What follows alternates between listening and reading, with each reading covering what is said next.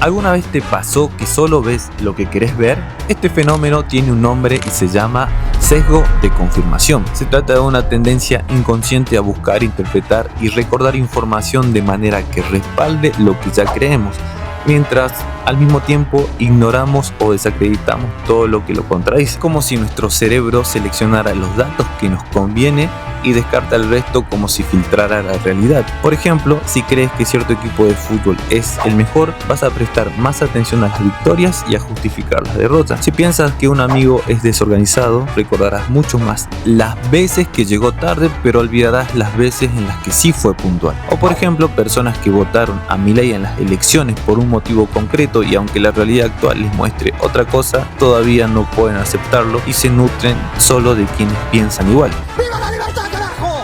Pero ¿cómo es que funciona este sesgo?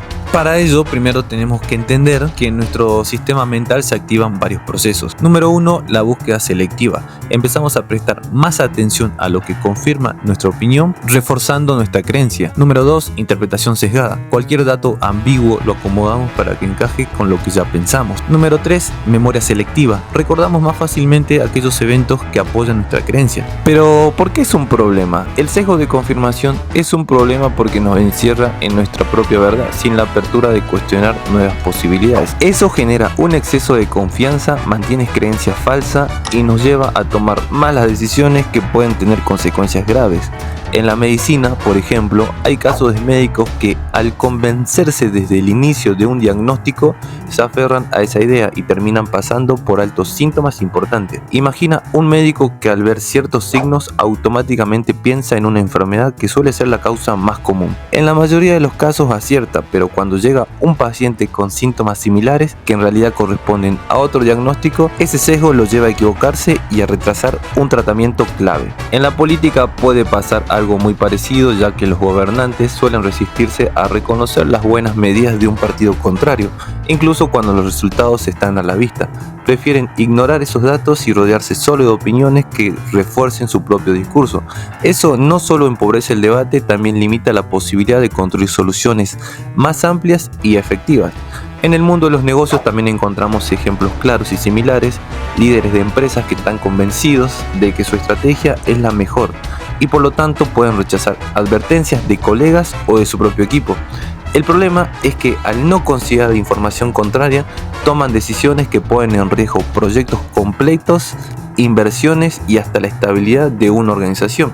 Y en la vida cotidiana, en nuestras relaciones personales, pasa lo mismo. Personas que se niegan a aceptar otra mirada, que solo se aferran a lo que piensan, generan discusiones constantes y hasta rupturas. Porque cuando uno no puede cuestionar su opinión es casi imposible construir un diálogo saludable.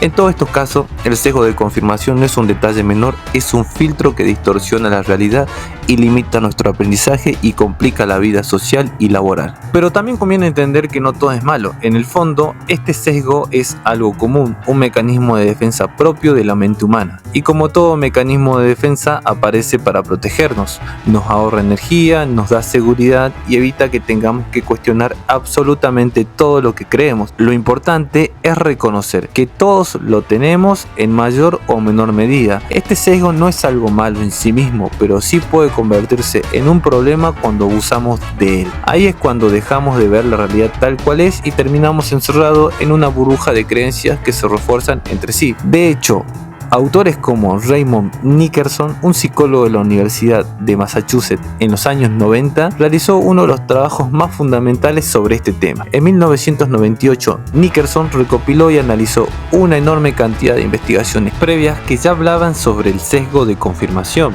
y mostró cómo las personas tienden a buscar, interpretar y recordar la información de manera que confirmen lo que ya creen. Su conclusión más importante fue la universalidad del sesgo, ya que está presente en casi todos los ámbitos de la vida, la ciencia, la política, las relaciones sociales y personales, y lo definió de una forma muy clara. Aunque el sesgo de confirmación puede tener un valor adaptativo porque nos ahorra tiempo y esfuerzo mental, también puede llevarnos a cometer errores graves en la toma de de decisiones y en la investigación, y sobre todo a sabotear relaciones sociales. Si te gustó el video, te invito a suscribirte al canal para seguir aprendiendo mucho más sobre psicología, mecanismos de defensas, investigaciones y experimentos psicológicos, también autores que marcaron la historia de esta ciencia y de la filosofía. También te invito a dejar un like y que me cuentes en los comentarios si alguna vez te pasó de usar este sesgo o si conoces a alguien que abusa mucho de este mecanismo de defensa.